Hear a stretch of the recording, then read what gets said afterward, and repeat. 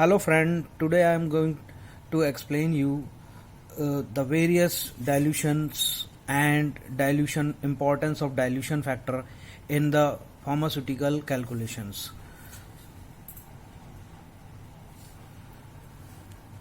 It is the dilution factor the easiest way for calculating the different concentrations, quantity of the dilutions required.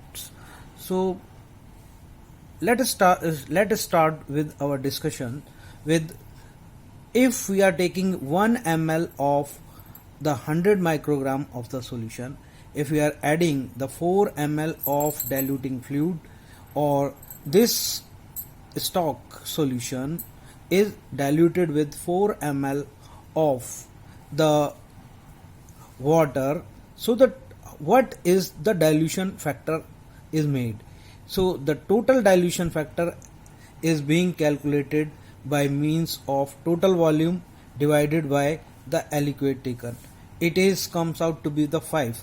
Now when we are mixing with the 1 ml of 100 microgram per ml of solution with 4 ml of the water, then it becomes, the dilution factor become 5.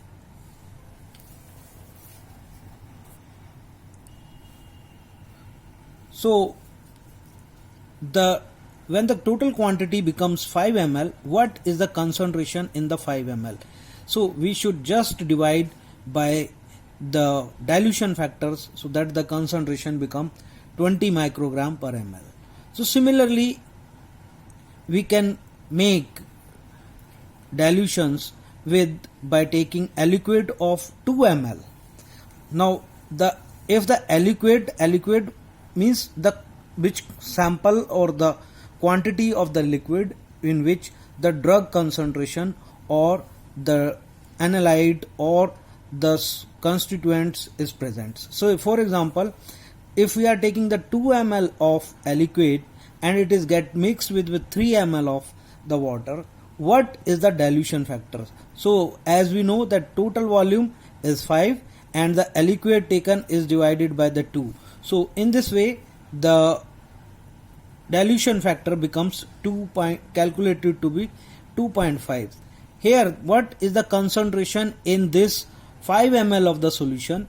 The 5 ml of the solution will be of concentrations 100 divided by 2.5. Since dilution factor is 2.5, the concentration become 40 microgram per ml. Similarly, we are taking the another example in which the 3 ml is aliquot taken mixed with the 2 ml of the water. So what is the dilution factor? Irrespective of 50, irrespective of whatever the dilution, whatever the concentration be given. So if the 3 ml is mixed with the 2 ml of the water, the dilution factor become 5 by 3 is equal to 1.667. So if the concentration become 100 microgram, it is 100 divided by 1.667 becomes 60 microgram per ml. Now I have also written the 4 ml is taken, or 4 ml of 100 microgram, the aliquot is same but concentration is same but the volume is increased.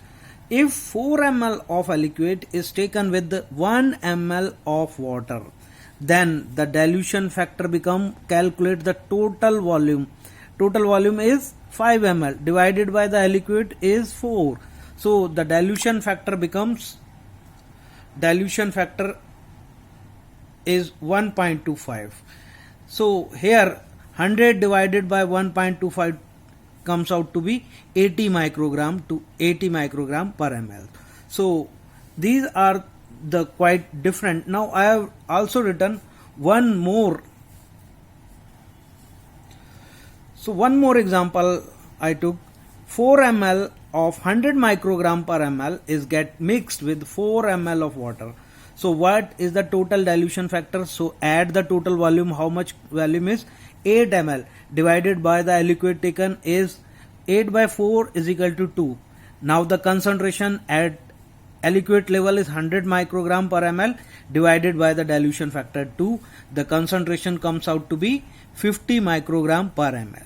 So this is if the concentration is given and you are adding diluting fluid, or you are calculating the how much quantity of the dilution factor if it is get mixed with the some quantity of the diluting agents. Now in the second case, I have also mentioned here that if the concentration given is 100 microgram per ml and the required concentration is 20 microgram, what should be the dilution factor required to make 20 microgram from 100 microgram? So just you put 100 divided by 20, then it becomes 5.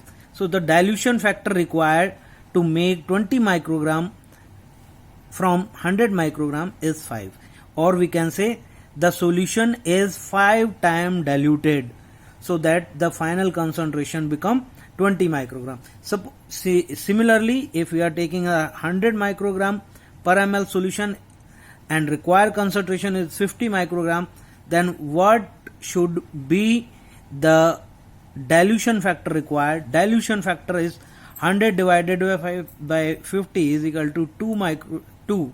So the sample is 2 times diluted with the diluting medium, so that the concentration of 100 microgram will result into the 50 microgram per ml.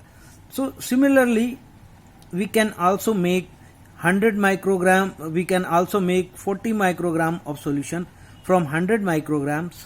So the quantity of dilution factor required, or the quantity required, or the dilution factor required is 100 divided by 40. So the dilution factor required is 2.5. Similarly, if we are going to prepare 1 microgram solution and the given concentration is 100 microgram, what is the dilution factor required? Just you have to put 100 divided by 1. So the dilution factor required is the hundreds. So these are the basics calculations, basic understandings of dilution factors. So this is the very basic, very basic things for the dilution factor understandings. If you find informations useful and applicable, so please like and subscribe my video. Thank you.